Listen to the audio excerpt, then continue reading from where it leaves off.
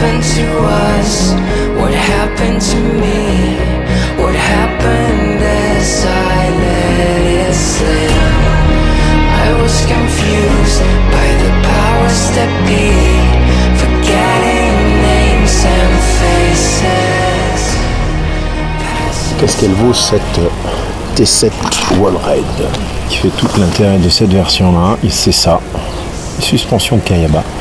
Alors assez ferme, très étonnamment, pas très molle et bien amortie. C'est vraiment la première sensation que j'ai. En fait, je pensais que ce serait plus mou, mais en fait non. Donc super surprise. Voilà, je pense qu'on peut dire que c'est très gros. Très honnêtement, je trouve ça encombrant. Alors une fois sur la bécane, ça va. On a de la place. Parce que finalement la selle, elle est assez fine. Mais c'est trop gros. Je trouve ça trop gros et je pense que l'extrême édition sera très bien avec ces suspensions là et enlèvera du poids, sera parfait. Les pneus, la route, de toute façon je vous dirai pas parce que j'y vais sur des œufs, vu l'état. Voilà, hein, on est d'accord. Bonne surprise, la position de debout est très agréable.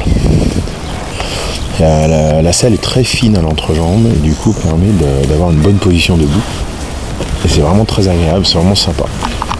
Contraste avec la largeur du réservoir devant. Alors l'avantage c'est que ça protège quoi, ça offre une certaine protection. Sur la bulle on n'est pas top. Alors, il existe des Reos, des kits de Reos sur AliExpress qui coûtent 3 fois rien, qui permettent de remonter la bulle et c'est pas trop mal. Je pense que c'est une bonne solution.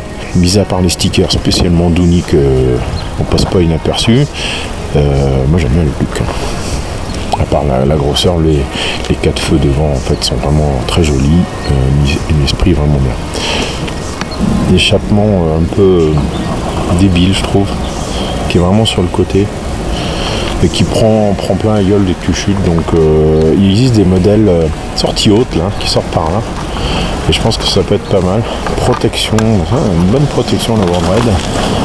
Le liquide de refroidissement là, qui est pas mal exposé, mais il existe des kits de renfort. La pompe à eau aussi assez exposée. Donc voilà, il y a des kits de protection pour protéger tout ça. Donc c'est pas mal et de toute façon obligatoirement à voir si on fait un peu tout terrain. Question moteur, il fait le job. C'est pas un foot de guerre, il enroule bien, il est agréable. Permet d'aller à des vitesses tout à fait déraisonnables. Pas de shifter, pas de fioriture, mais il fait le job. Donc c'est essentiellement ce qu'on lui demande sur ce genre de bécane. Je pense pas que ce soit limitant au quotidien sur des liaisons.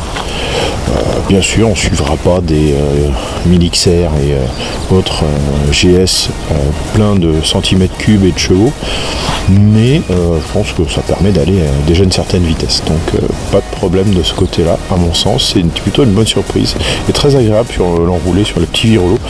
Je pense que c'est plutôt très agréable.